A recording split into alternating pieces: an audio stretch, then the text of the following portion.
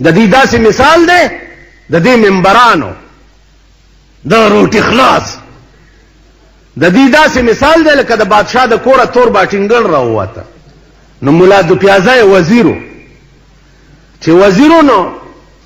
بادشاه ویلي مولا دو پیازه ته چې مولا دو پیازه صاحب دا تور باټینګل خو ډېر ښه شی دی. هغه ویل او صاحب قربان دې دا دومره ښه شی دی چې تور باټینګل د سبزیانو بادشاه دی او تاج په سر دی. تور باټینګل پاس لکای غوندي نه وې صاحب تم بادشاہ تاج دې په سر دی او دام د ټولو سبزیانو بادشاہ دی تاج په سر. بادشاہ ٹھیک ویل سبا بیا پاخه کوي چې سبا بیا تور باټینګل راووته. بادشاہ ته کې خو خوند به نه ور کړي. ویل مولا دو پیازه صاحب وې چې ها صاحب وې دا تور باټینګل خو ډېر خراب شی دی. وې صاحب کدا ښه شی وې نو د په سرمن د چنډخ په شان نه وای. تور باټینګل په سبزیانو کې خراب شی دی. سرمن ته وګوره د چنډخې سرمن او د دې تور باټینګل یو شان. بادشاہ د لاس ونیو مولا دو پیازه ویل وجنم دی پټکی اوس ته سر قلمو پرون دی ویل چې د سبزیانو بادشاہ دی تاج په سر دی او نن دې تی چنډخ جوړ. هغه ویل بادشاہ قبله عالم د سرمن غواړم زمون تور باټینګل سره څه کار دی چې خدای کا خراب دی. مونږ خو بادشاہ خوشاله وو چې کوم شي ته خوای مونږ تاجم ور پسر چې کوم ته خراب وای مونږ چنډخ. آخر ستا دا دومره مهرباني بازمو پڅ چې ستا هر خبر سره مونږ لبیک نه وای. نو دا د مولا دو پیازرونو دوی بدا فتوی ورکړي چې او صاحب تخت و بخت برقرار اوسېګا او دا ډېر ښه کار دی. نه کالاباغ ډیم د ټول فرنټیر انجینیران ځکه چې تاسو په نه پوهیږو د ټول فرنټیر انجینیران او جغرافیایي علم ساتلو والا هغه ټول دا ویلي دي چې کالاباغ ډیم به 50 میله ډب وي. 50 میله ډب کې د کالاباغ نرانی ستر په خور او نوخار او مردان او کوړه او پلانې دا ټول به زم شي کورونه بم پاس په وبو ګرځي. نو مونږ پس قیمت د کالاباغ ډیم اجازت ورکول ته تیار نه یو پیس قیمت.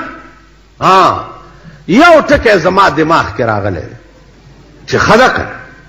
پنجابیم زما رور دی خو چې زما څومره ځمکه دلته اوبو خراب کړه هغه مرزمکه د پنجاب مونږ لراکي. ٹھیک ده دا خلق چې د چا کلی پکې راشي د چا ځمکه پکې راشي دا د بوزي او په پنجاب کې د پخپل ځمکو آباد کی دا سی بو کی را سره ایثار کم کنه زه ایثار کم چاهه زما فائدہ ده نستا فائدہ زما کور رانه چې زما کور رانه خو تمالال ته کور راکا کنه. دا ابو ایوب انصاری په سنت او تاسو پنجاب دی معاملې کی کنه سمه ربانه او د خدای نظر کرم چې دی هغه د صرف په پنجاب وی او دا صوبه چې دا د خدای بندگان دي.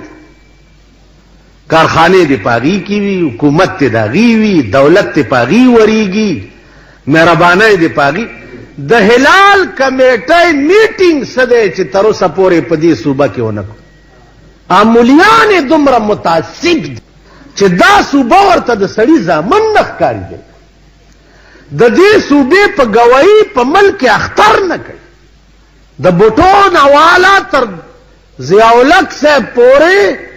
څومره زمانه چې د هلال کمیټه وشوه تر اوسه پورې یو میټینګ په صوبه سرحد کې نه دی شوی. کراچۍ کې کیږي، سندھ کې کیږي، لاهور کې کیږي. مونږ ورته بني ادم نه ښکارو. زباره قربانی حکم خو کتام چرته ماته د سړی په نظر کتلی ک. نو زما عزیزانو عرض می داو چې تاسو خو د خدای په قهر اخته پويږئ نه یا چرګان لوبوي یا مرزان لوبوي کنه جی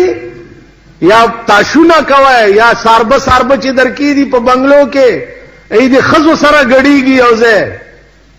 ته پوه شوې او ملک بدر نه سیلاب یو سی اول سیلاب په دې بدبخت راځي زما جونګړه کو به یو سی دا دومره د تعجب خبره نه ده دغه بنگلیم د مرګ پاتې شه دا بنگلې بدر نه وب یو سی دغه خزي ترکیه سپې چې تاسو ساتلې دي دغه نه بخلاص شي مونږ سره د ځان غم خو دومره نه دی مونږ خو یو جیرب زمکه نشته په ښار کې یو جیرب سکه کنال نشته هاي دا هغه چې د چا 10,000 جیرب زمکه ده او د چا 15,000 جیرب ده او د چا 15,000 جیرب ده او د چا 3,000 جیرب ده او د چا 2,000 جیرب په قهر خو به هغه خلک اختی زمونږ څه دي مونږ یو کنال زمکه ښار کې نشته نو چې یو کنال هم نشته مونږ له غم څه دی که غم دی خو دې بدبختو دپاره دی د دوی ځمکې به ټول جیل شي او تباه به شي آسمان در باندې وچ دی تاسو وګورئ لل مې بیا تباه شو پروسه کالم لل مغلې ونه شوې جوار ونه شو او آینده دې بیا بارانونه نشته لل مې به بیا تباه شي که به څه خدای رحمت در باندې بند دی بدبخت قومه تاسو خدای سره په ډزو یئ خدای سره په جنگ یئ نو ګورو چې څوک به ګټي بدبخت قومه قرآن ته او دین ته سپک ګورئ خدای سپک کړئ خدای ورک کړئ چې په ځان پوهېږې خپې به دې په سره اورېدلي بیا به د طوفان نوح په شان داسې کوي والله که هېڅ په لاس درشي تاسو نوح علیہ السلام پورې هم خندلي چې دا کشتۍ جوړئ دی به کشتۍ کې مونږ مړه راځه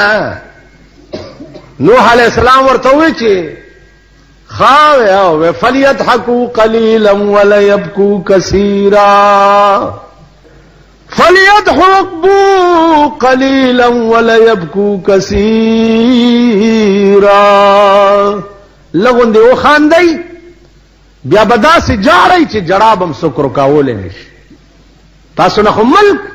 ورخ اوبو وړی ورخ دنه اوبو وړی اوس منډه ته تاسو ټول د کلو خلق په دې پوهېږئ چې ورخ د زمیدار نه اوبه یوسي که درې یومه په اوږه او منډې ورپسې ویا ورخ بیا را واپس کېږي ورخ دنه اوبو یوړ مړه شرم وکئ یو د رشکو سلنسر یې نشئ ټیک کولی تاسو وګوره په دې سړکو رشکو نه جالۍ ویستې دي یو رشکه چې در سره تېره شي 3 ګنټې به دې مازغه کړنګېږي ستا ټریفک والا یو رشکې نشي کنټرول کولی سکوټرونه سلنسرې ویستې دي هلکان پې ناست دي داسې ډرار به شي چې تا به اسمان را وغورځېدی تاسو علاج کولی شي زما عزیزانو عرض دا دی ورخ در نه اوبو یو راټینګې به کم طرف نه ورخ د هغه قومونو اوبه نه وړي چې کم قومونو کې څه هوش وي سړیتوب وي پکې په خبره پوهېږي د ملک د ځمکې غم وي ورسره په زړه کې تا سره د ملک د ځمکې غم نشته د ملک د اوسېدونکو خلقو غم نشته در سره ته وګوره ستا د ملک اخبارات پلاني ځای کې بینک لوټ کو 10 لکه یې ووالې پلاني ځای کې یې ووالو 20 لکه یې ووالې په پلاني کور ور واوړېده 10 یې مړه کړه په پلاني کور دا څه د ټوکو خبرې دي دا څه ماحول دی بیا ته چغې وهې چې ستا په ملک کې امن امان دی امن امان دې ته وایي زما عزیزانو عرض دا و چې نور به دا ملک ذلیل او رسوا کېږي ځکه چې قرآن پکې رسوا دی دین پکې رسوا دی تاسو وګورئ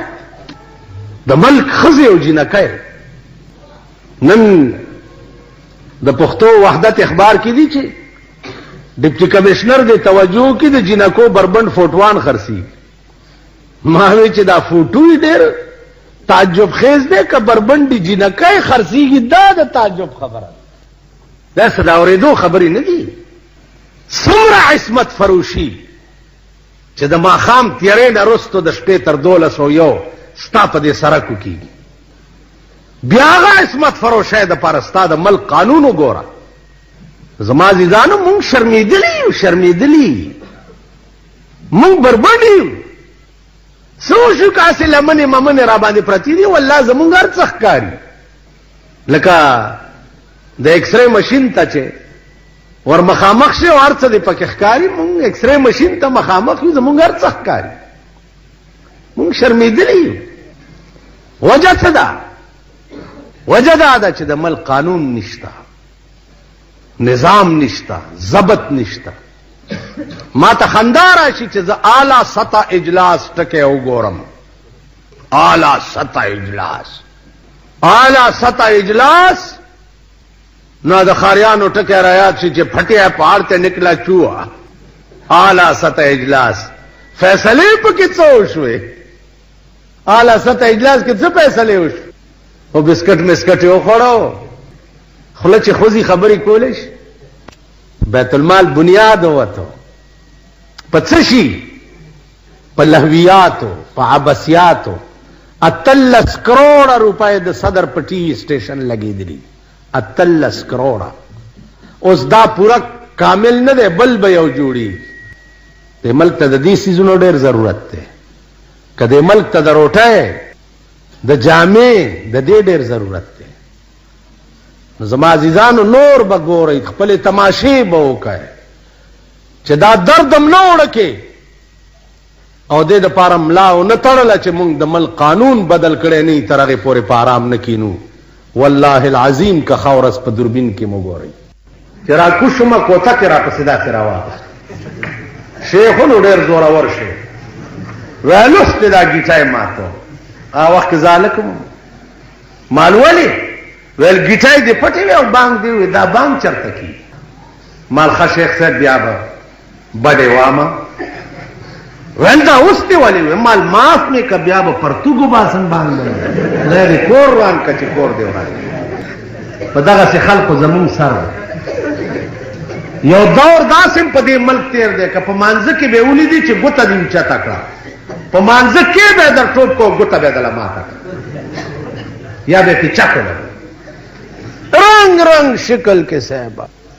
د دین طرف کې داسې غضبونه هم تیر شوي د بېدینۍ طرف خو اډو تپوس مه کوه خو دي دي که په دې دین کې چې کومه علوم مونږ خلکو کړی اریان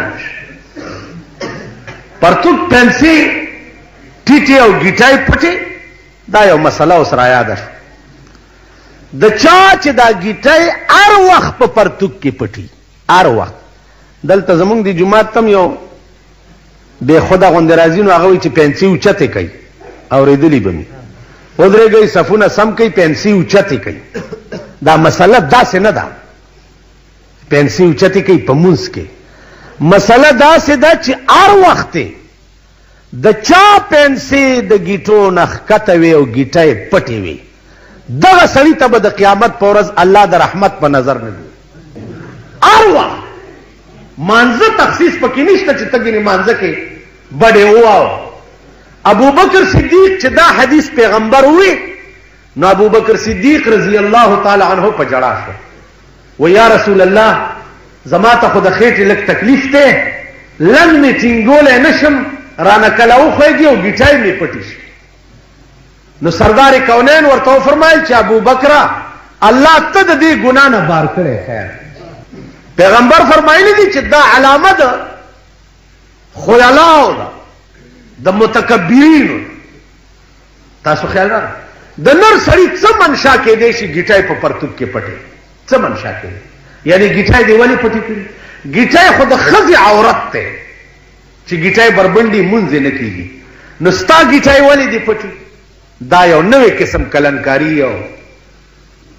کلنکاري څه کوي خو حرامیتوب دی اوچت پرتوک تړک نه خېټه کې دې تکلیف یا بعضې خېټه غټئ پرتوک په ټینګولی نه شي لاندې تړي د عذر د وجې کو خو خیر دی عذر نه نو بیا عزیزانو ګیټۍ چې د چا پټې وي لا ینظر الله الیهم یوم القیامه د بخاری روایت ته الله به دغه سړي ته په قیامت کې د رحمت په نظر نه وي عرض مې دا و چې یو سړی د شپې سم او تبارک الذی وي دا سړی چې مړ شي دا تبارک الذی به د په قبر څوکیدار ولاړ د قبر ته عذاب چې راځي نو دی به لاندې ورتلو ته نه پرېږدي وهي. سردار کونین صلی الله علیه وسلم فرمایي چې هره شپه چې څوک یو تبارک الذی سره تعلق وساتي نو تر قیامته پورې به په د قبر عذاب نه. مولانا تنویر رحمت الله علیه لیکلي دي وایي اورون افس ته یو سړی راغی چې راشه زمونږ کور کې ختم دی. هغه ورته سم پخ کړي دي. ویلې کیر ویل کیر څنګه شی دی؟ وی جی کیر سپین غوندې شی. هغه وی سپین څنګه؟ وی سپین داسې لکه بطه. اړوند ورته وی بطه څنګه؟ نو د هلک ورته لاس داسې کوکړی غوندې دی او د بطې شکل یې ورته جوړ کړی دی. نو د حافظ لاس یې اغوستی دی د بطې داسې مخوکه غوندي او داسې سري او لاندې نه داسې غټه غوندي. اړوند ورته بچیه زه ستا کور ته ختم ته نه ځم. وی چې ولې؟ وی دا کیر خو ډېر کوږ دی خوراک سره به مې مری کې ونښلي. خیال وکړئ د هلک ورته څومره تقریر وکړو کیر دی او سپین دی او خوږ دی او لیکن روند پې نه پیدا. او که دغه کیر دی او پرچ کې راوړی دی او روند ورته سم پخ کړي دي ویل به جي کیر څنګه شي او ورکړی چې دا دی ویسکه په ټکي به پې پوه شي. نو کوم شی چې ذوق سره تعلق لري آپ بیان د چا په سمجھ کې نه راځي. عزیزانو د تیرو جمعو بیان سره یو خبر ورته وکړه. مولانا تنویر رحمت الله علیه لیکلي دي چې یو بزرګو چاته تپوس کو چې یاره جی زما ډېر شوق دی چې دا قبر څنګه شی دی. اول ته صحیح څه کېږي څه پوښتنه کېږي. هغه ورته بچیه داس چل دی که څو ورځې پس زه مړ شومه نو ما سره په قبر کې کاغذ او قلم کېده. نو ما باندې چې لاندې څه تېر شوي وي 3 ورځې پس راشه به مې لیکلي پاس به په قبر کاغذ پروت وي. څو ورځې پس بزرګ مړ شو د ورسره کاغذ او قلم لاندې په قبر کې کېښو. چې کېښو 3 ورځې پس ورغی نو هغه ورته لیکلي چې بچیه داس چل دی چې د قبر معامله ذوقي وه سکلو سره تعلق لري او کم شی چې د ذوق سره تعلق لري هغه په بیان کولو د چا په سمجھ کې نه راځي. که زه هر څومره بیان درته وکړم نو ته به پرې نه پوهېږې. خو یو ټکی مې واوره. رسول الله صلی الله علیه وسلم چې کومه نقشه د قبر په حدیث کې بیان کړې ده په هغې 14 ایمان لره. ځکه ما سره همغه معامله وشوه چې ما په حدیث کې کومه معامله د قبر کتلې وه. تاسو خیال راغی؟ نو عرض دا و چې زه لاړم او ته را روانې په سترګو به هم ګورې او په ژبه به هم سکې چې قبر کې څه کېږي. نو عرض مې دا و چې قرآن او حدیث دا ذوقي څیزونه دي. ذوقي څیزونه دي سکلو سره تعلق لري رابطه سره تعلق لري چې ورنږدې شي په ماین شي. بیا خبرې د هغه سړي له خوند ورکوي چې اول هغه سړی خوښي. چې کوم سړی خوښ نه وي د هغه خبرې هم سړي له خوند نه ورکوي. نو اول به د خدای خوښیږي په خدای به ماینېږي هغې نه بعد به د خدای خبرې خوند درکوي. رسول الله صلی الله علیه وسلم به اول خوخیږي او پاغه به معنیږي نو بیا به حدیث تعالی خوند. تاسو وګورئ په دې اخبارونو کې حدیث راځي. هغه حدیث وګورئ سو کی ګوري نه ارشاد نبوي سو ګوري نه. که ګوري د لیډرانو بیان بګوري د حکومت بیانونه بګوري د جنکو فوټوان به پکې ګوري کنه جی. نو عرض مې داو چې د پیغمبر خبرو ته نه کتل او هغې سره رابطه او تعلق نه جوړول دا دلیل د دې دی چې د دې قوم پیغمبر خوښ نه دی. قرآن کریم متعلق چې د یو مسلمان پړه کې دا رانشي چې دا زه پړاو کم چې دی کې خدای څه ویلي دي عمر ټول تیر شي ژوند ختم شي او دای پړه کې اډو سودا پیدا نشي چې د الحمدونه تر والناس پورې دی کلام کې خدای ویلي څه دي دا خلق به د مرګ نه وروسته په قیامت کې د قرآن د شفاعت څنګه تمه کوي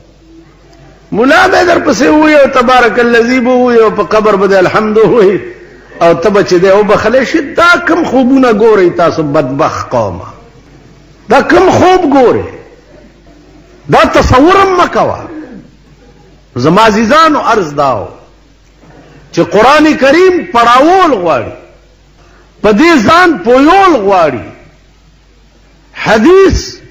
دا پړاول غواړي په دې ځان پویول غواړي چې خدای څه ویلي دي او بیا پیغمبر څه ویلي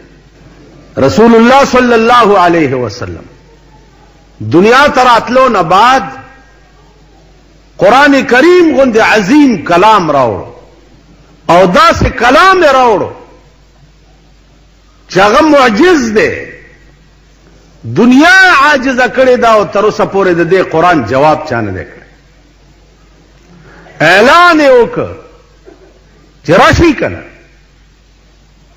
وَإِن كُنتُمْ فِي رَيْبٍ مِّمَّا نَزَّلْنَا عَلَىٰ عَبْدِنَا فَأْتُوا بِسُورَةٍ مِّن مِّثْلِهِ که تاسو په شک کې چې دا قرآن د خدای کلام نه دی یو صورت خود دې په مثل را پیدا کړ فَإِن لَّمْ تَفْعَلُوا وَلَن تَفْعَلُوا که دا کار مو نه که نو هیڅ چرې به ونه کوي آینده به مو نه کوي که اوس عاجز شوئ او د دې قرآن جواب مو نه کړ نو آینده به مو نه کړی شي فاتقوا النار التي وقودها الناس والحجاره هغه اور نه ځان بچ کوي چې د چا خشاک به بنی آدم وي او کاڼي به د جهنم خشاک به څه شي چې اور پې بلیږي بنی آدم به او کاڼي به ته به داسې بلیږي لکه لرګی چې بلیږي زما عزیزانو عرض داو چې راتلو نه بعد قرآن کریم غوندې عظیم کلام راوړو دا هغه کلام دی چې نن مسلمان قوم ته پروت دی راغلی څه دی غرض یې څه دی او مسلمانان کوي څه په ملک کې وګورئ دومره سپک دی خدای هیڅ شی نه کي لکه ستا په ملک کې چې قرآن سپک دی د دې داسې مثال دی په یو میز قرآن هم پروت دی او د پیرنګي قانون هم پروت دی او تا نه تپوس وشي چې کاکا په دې قرآن فیصله کوي او که د پیرنګي په دې قانون کې ته ورته ګټه مې پس کې په قرآن کې بیلې او پیرنګي په قانون کې ګټې وایي زه قرآن ناسې قربان شم دا د پیرنګي په قانون فیصله کوم ستا د ټول ملک فیصلې د پیرنګي په قانون کې قرآن ستا د ملک فیصلې نه کوي او زما عزیزانو عرض داو دا ټول فراډ او دوکه ده دا څومره چغې سورې چې تاسو اورئ شریعت ته اوس نن اخبار کې دي چې مارشالله اوچته شي نو شریعت عدالتونه به شروع شي دا بل ډول کې وغږوئ نو هره ورځ که تاسو وګورئ رنګ رنګ ډولکي زمونږ په دې ملک کې غږي نو دا بل ډول کې وغږولو چې مارشالله اوچته شي نو شریعت عدالتونه به شروع شي شریعت عدالتونه خو دې فی الحال شروع کړي دي های کورټ بینچونه او شریعت ججان دې کینولې دي فیصلې څومره وکړې په دې ملک نو خدای پاک دې یو کتاب زه وایم چې د ډمانو جوړ کړي ناولونه هغه وګوره دومره سپک نه دي په ملک کې لکه قرآن کریم غوندې کتاب چې سپک د دې نه لوی سپکوالی د دې کلام بل هېڅ نشي کېدی سوا د دې نه چې دا دومره عظیم کتاب موجود دی او ته د ملک فیصلې د پیرنګي په قانون کې یا د اسمبلی په قانون اسمبلی څه زمونږ ملک اول دا ممبران وګوره دا څه دي چې دوی به مونږ له قانون جوړوي دوی خو په خبره نه پوهي تاسو وګورئ که دوی کې په خبرې پوهېدو اول دوی دا نه پوهېږي چې دا د کالاباغو ډیم جوړېږي لګیا دی د دې فایده څه ده او نقصان یې څه دی دوی په دې 16-15 نه دي خو د کاکا خوشحالولو دپاره بیان ورکی. سوچ وکا اسلام کې خدا نشته چې یو ځای آبادین او بل ځای اوران کا. دا شته په اسلام کې